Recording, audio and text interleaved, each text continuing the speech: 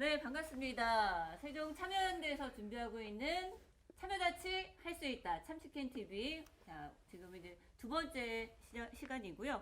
오늘 두 번째 시간에서는 저희가 좀 두 가지 이야기를 한번 나눠보려고 합니다.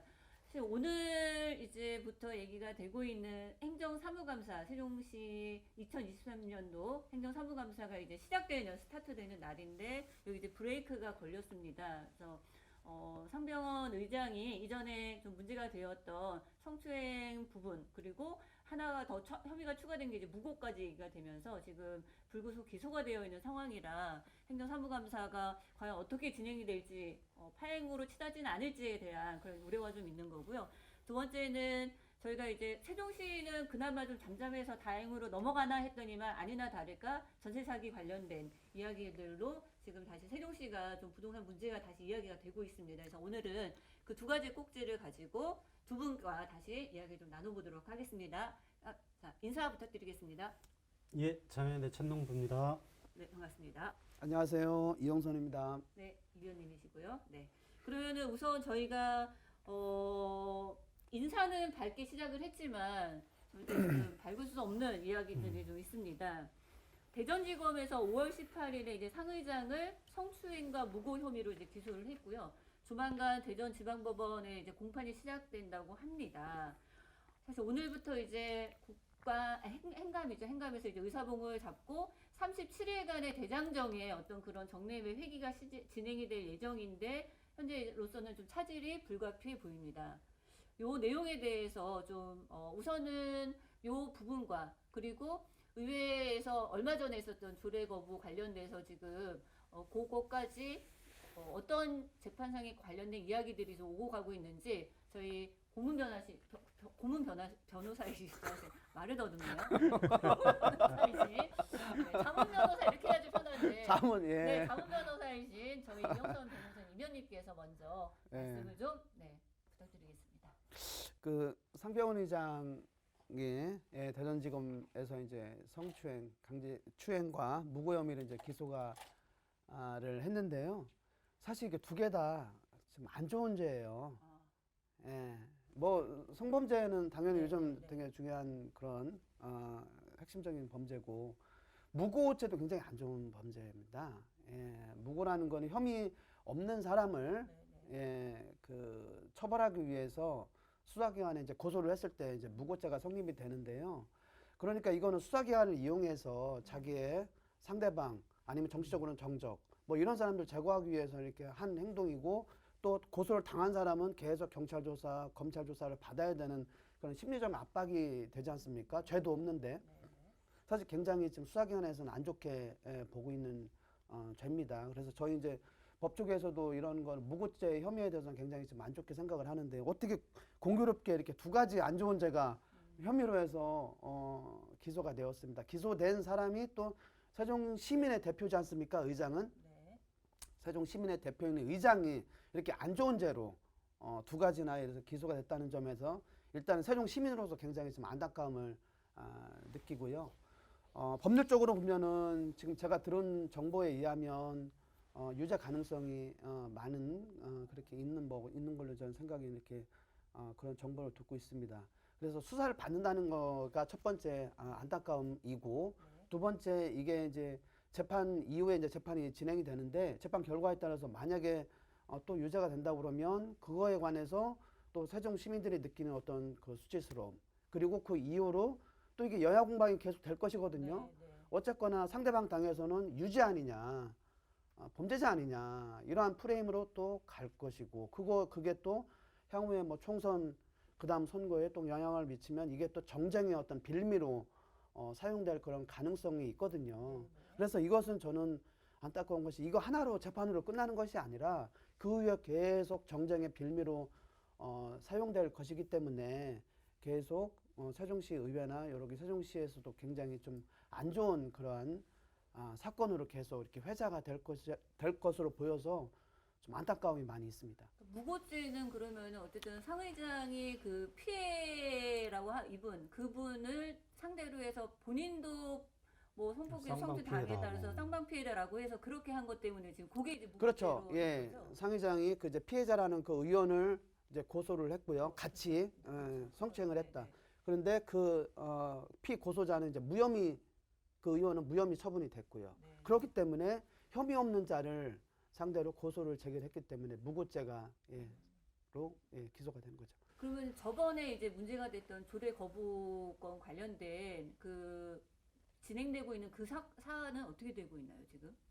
지금 이제 대법원에 제의 요구를 네. 이제 한 것이고요. 네, 네. 그러면은 지금 그 당사자와 이제 피고가 이제 의회가 되는 것이거든요. 네, 네. 그래서 이제 의회에서 뭐 대리인을 선임을 해서 답변서를 내고 이제 절차 이제 진행이 이제 될 것입니다. 네, 네. 그리고 거기에서의 핵심은 과연 그것이 해당 의원의 네. 표결권을 침해를 했느냐. 네.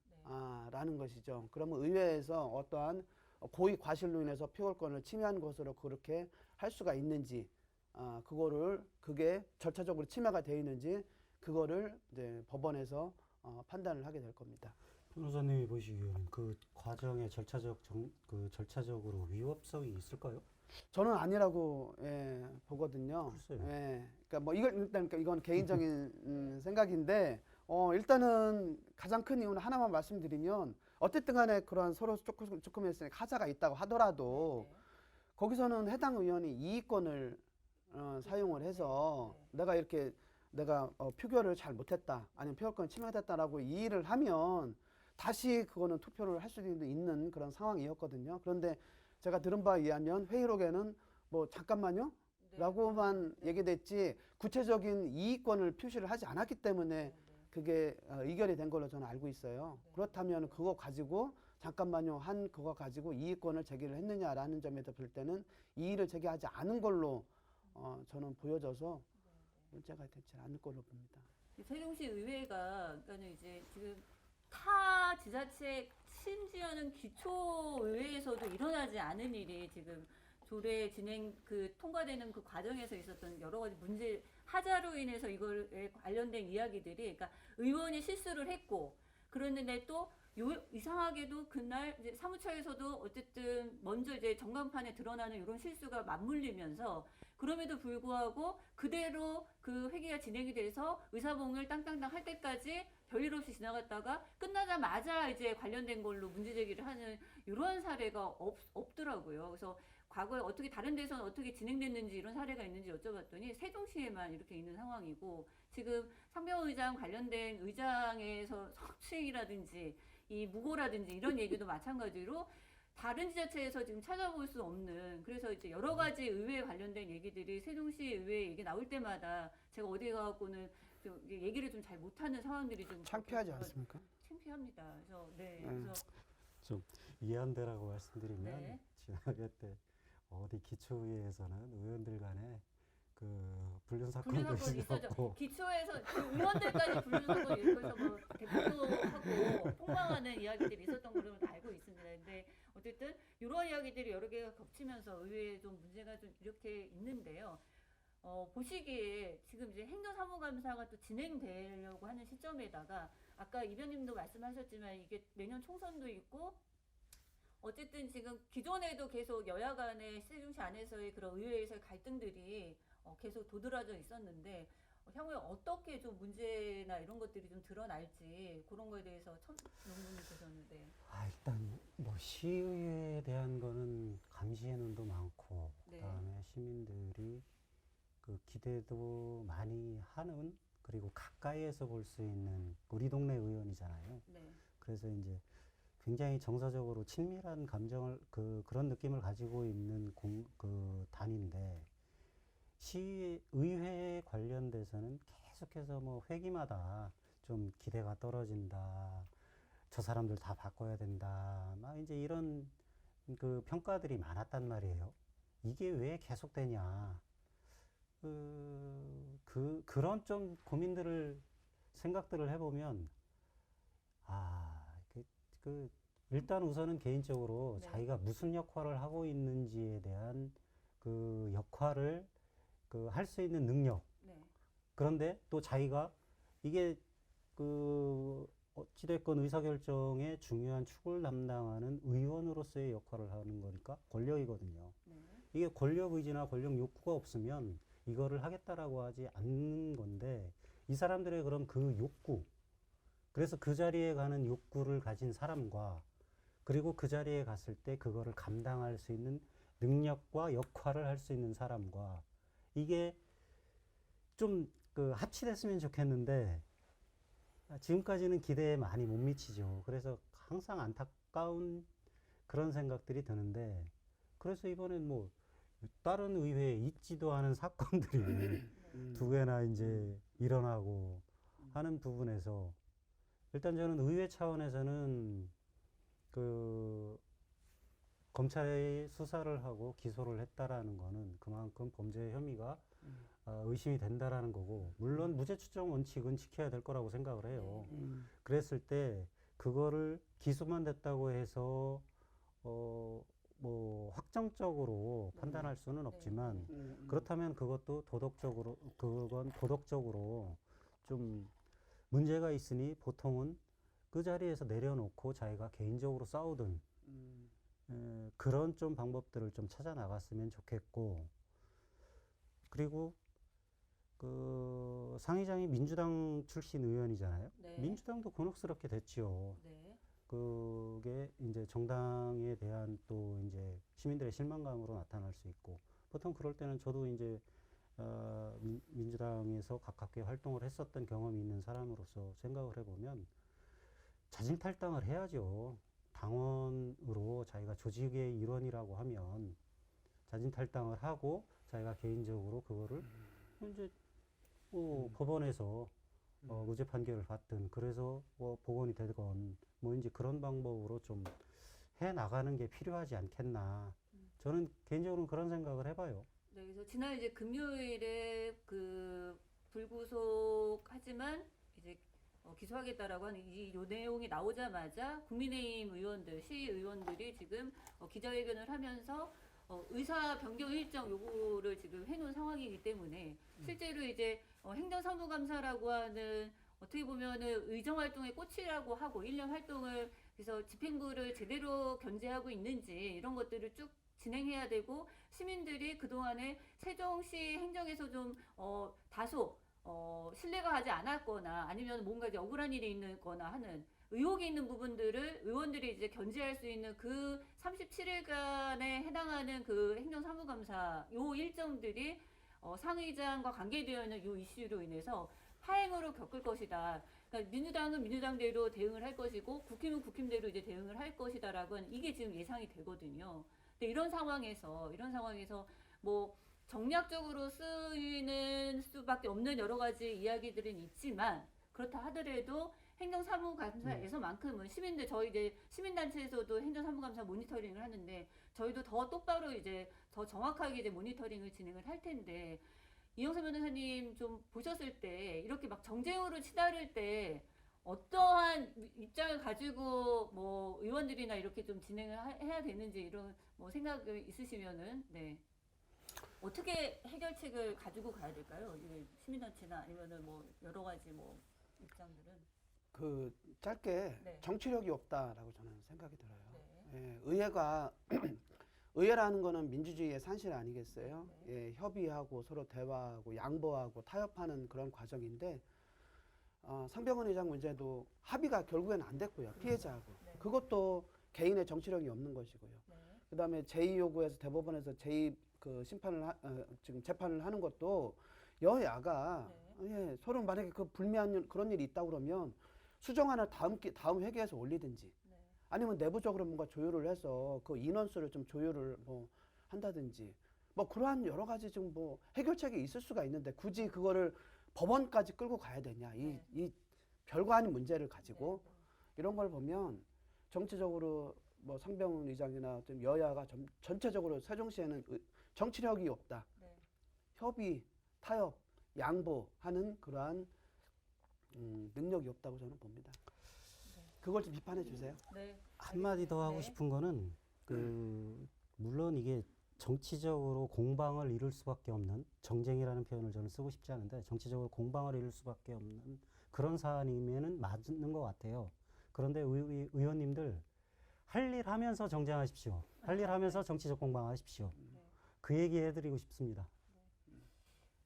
현 정부 들어서거나 시정 들어서거나 사라진 여러 가지 것 중에 없어지고 저희가 이런 게 상실되어 있는 것 중에 협치라고 하는 게 없어졌다라고 하는 이야기가 있는데요. 말씀하신 대로 좀 협치도 하면서 할 일 하면서 좀 그렇게 진행되는 세종시 의회를 좀 기대해 보고 보겠습니다.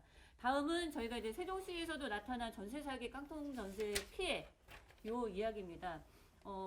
간담회도 좀 얼마 전에 진행을 했었는데 저희가 거기서 나온 얘기가 좀 개념은 구분을 해야 된다. 전세 사기와 깡통 전세. 그래서 전세 사기는 그야말로 사기를 칠 목적을 가지고 해서 그 세입자들의 어떤 전세 자금이나 이런 것들을 편취하는 걸 이야기하는 거고, 깡통 전세라고 하는 거는 이제 그 갭 투자라고 좋게 얘기하면 갭 투자지만 실은 갭 투기에 해당하죠. 그런 갭 투자를 통해서 여러 채의 그 주택을 소유한 사람들이 나중에 이제 보증금, 임대 보증금을 그거를 이제 내주지 못하는 상황들이 이제 도미노처럼 연결되면서 피해 사례들이 나오게 되는, 이거는 이제 집값이라고 하는 거, 매매가와 전세가가 얼마 되지 않거나 혹은 전세가가 더 높게 형성이 되어 있는 상태에서 이루어졌던 그런 데서 나타난 거라 좀 구분이 필요하다고 얘기는 하는데, 이게 이제 왜 사전에 전세 계약할 때 왜 주인의 이런 거 저런 거 안 따져봤어 라고 얘기가 안 되는 게요. 그러니까 의도해서 하면은 실은 서울에서는 변호사도 피해 사례가 하나 있고요. 공무원도 피해 사례가 있습니다. 그래서 그러기 때문에 이게 뭐 법을 몰라서라고 하기보다는 의도를 가지고 하는 경우에서는 여기서 누구나 다 그 피해 사례가 될 수 있다라고 하는 데서 지금 심각하다 이런 얘기를 이제 하고 있는 거고, 그래서 저희가 이제 이런 피해 사례들이 나올 수 있는 특정 시기가 2021년도 계약건이래요. 그러면 이게 전세 계약 2년이 지났을 때라고 하면은 2023년도 올해 하반기, 내년 상반기 때에 세종시에서도 좀 문제나 피해 사례가 더 급증할 수 있겠다라고 하는 얘기를 나오자마자 바로 기사로 터진 게 뭐 50명 정도의 청년들이 지금 이렇게 전세 보증금을 못 받는 상황들이 벌어진 거죠.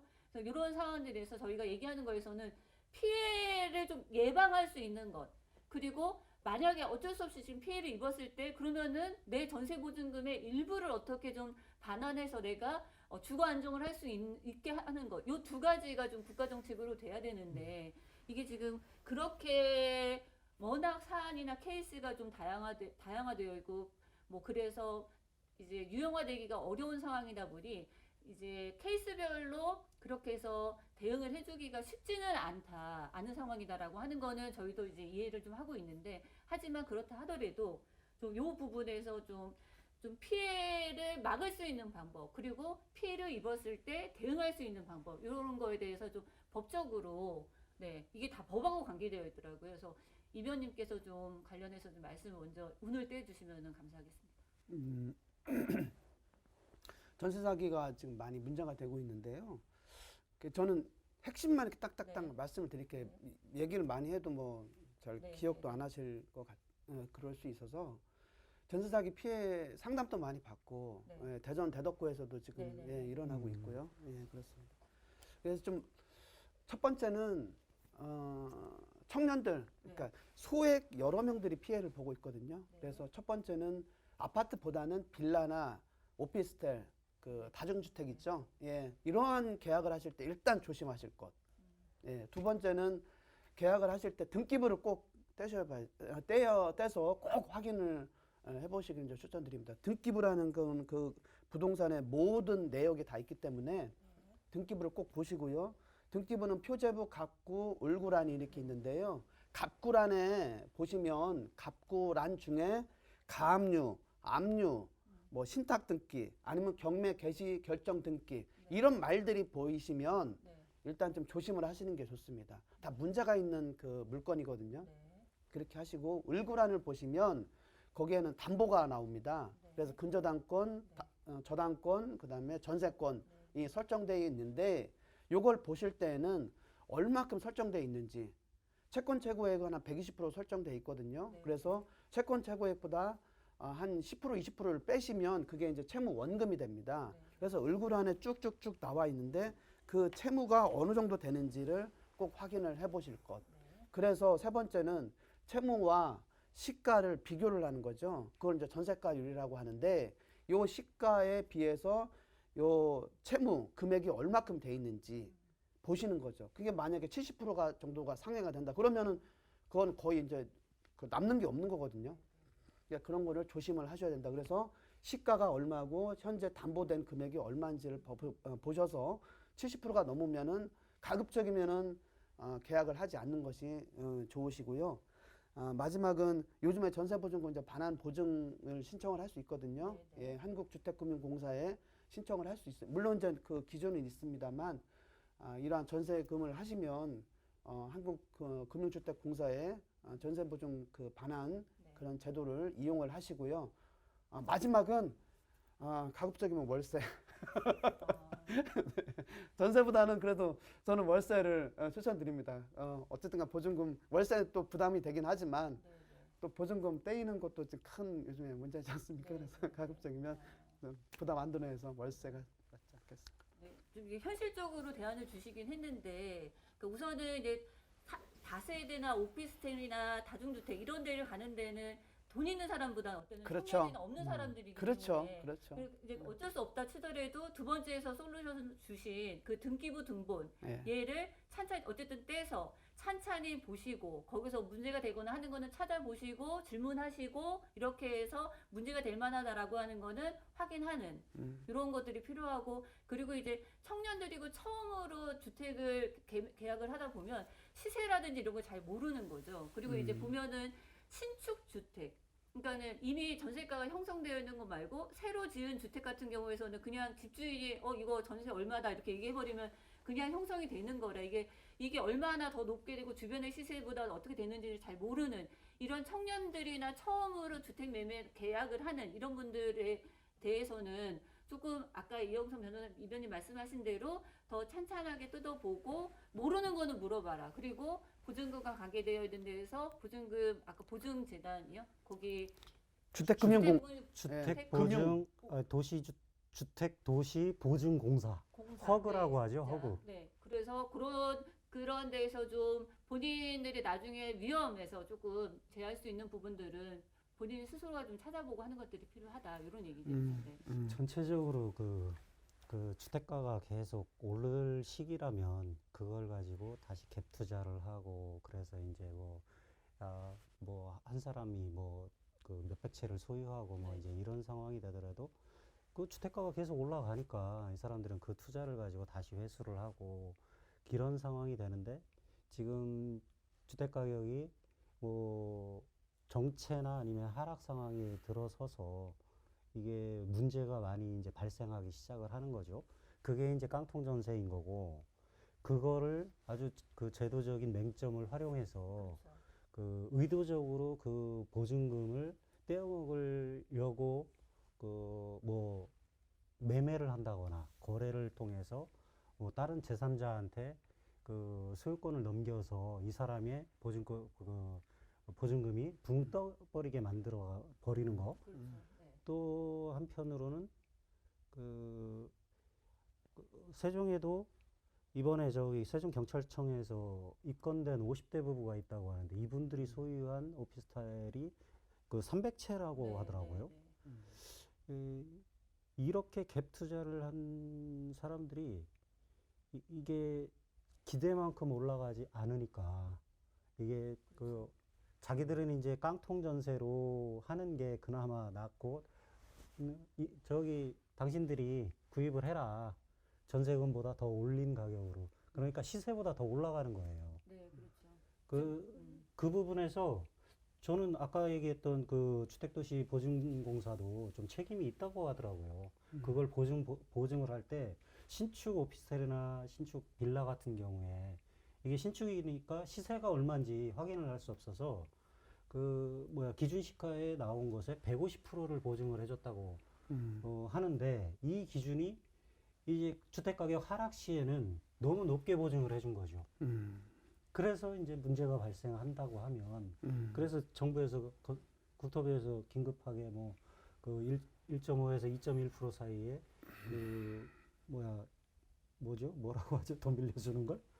대출을 금융대출. 금융 대출을 해준다라고 하고 하지만 이미 보증금이 들어가 있는 상황에서 그걸 다시 또 대출을 받아야 될 상황이 말씀하신 것처럼 젊은 청년 세대가 감당을 할 수 있는 거냐. 왜 세종시에서는 급하게 그것을 뭐 5천만 원 한도에서 이자를 좀 보전을 해주는 방법을 찾고 뭐 이제 대책을 강구를 하는데 그 상황 이미 상황이 벌어졌을 때는 턱없이 모자란 대책이 지금 나오는 거 아닌가 그런 상황인 것 같아요.